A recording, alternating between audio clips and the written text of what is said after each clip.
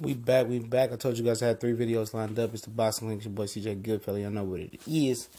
Shout out to everybody in the YouTube world, LDBC, YTBC as well. And I'm gonna leave this video in the description. Shout out to Fight Hub for getting an interview. And it's 3 different videos. You can check the Fight Hub archives. It's fairly recent about Angel Garcia, but the one I'm going to focus on is the one where all of a sudden, Angel Garcia wants to switch tunes about, fighters in boxing taking the L and becoming irrelevant.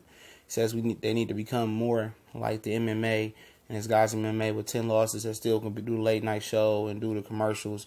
And he said all these companies just don't want to promote brutality. But he says, the MMA guys are getting on commercials and the advertisements and stuff of that nature. And he took a shot at Muhammad Ali as well. I'm getting to that in 1 second.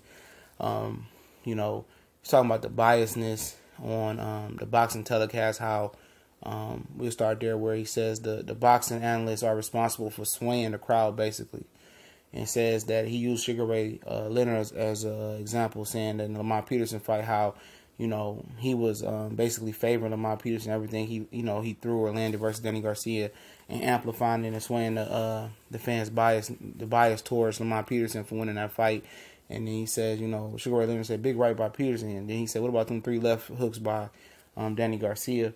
So he says, all the presidents listening on the Boxing Network, HBO, Showtime, NBC, ESPN, whatever, Fox, go on, need to fire them guys and basically call him. I mean, now it's a concern to his that, that guys with 1 L are irrelevant. It's a concern now because his son took an L. He's concerned now. That's what's funny about it.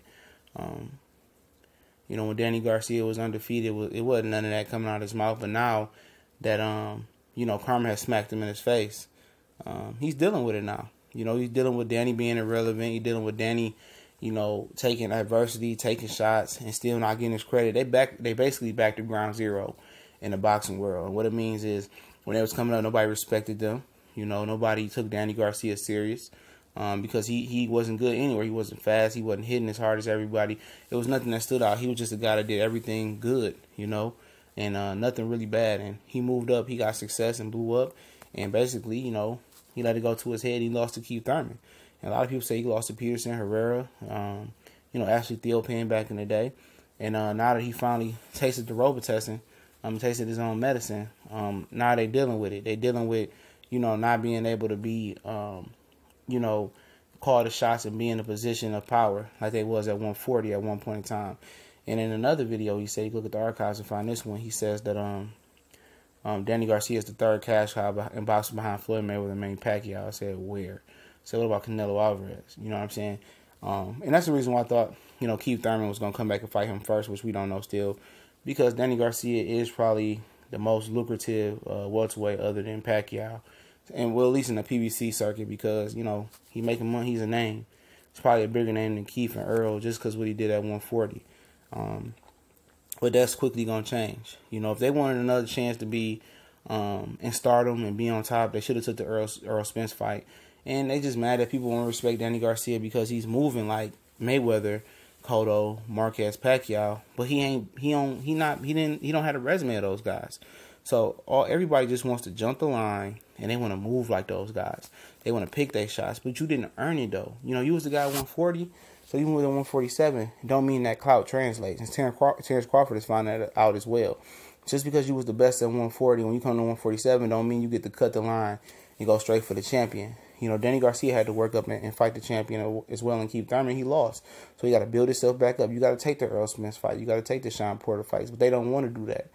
I wouldn't be surprised if they really compromise themselves to go get the belt from Jeff Horn, to put themselves back in a position of power and go to Australia. But at the end of the day, they just cherry pick so bad that, I've been saying I think Danny Garcia is on his way out the boxing game anyway. Like I told you guys, he do well for himself outside of boxing, invests his money well. He did a video today saying he got $2 million mansions and he okay.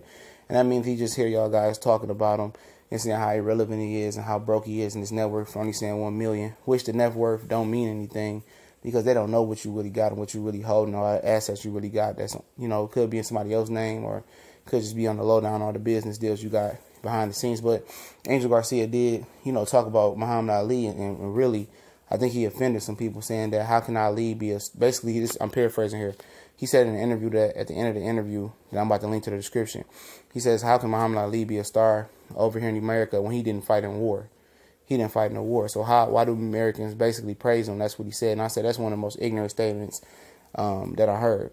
You know, just because he didn't fight in a war, don't make him American. It made him, you know, even more stronger and more valuable to the people because he stood on his morals and standards and not going to war and killing other people. You know, he didn't want to go kill a guy and fight a white man's war that, you know, go fight them Vietnam guy, Vietnamese. He didn't want to go fight them because they didn't do nothing wrong with him. He wasn't for killing, even though he was in a brutal sport, and that's what Joe Louis did. He went to war. Muhammad Ali took a stand and showed that he had some balls. So, you know, Angel Garcia need to do his history. Let me know what y'all think. We out.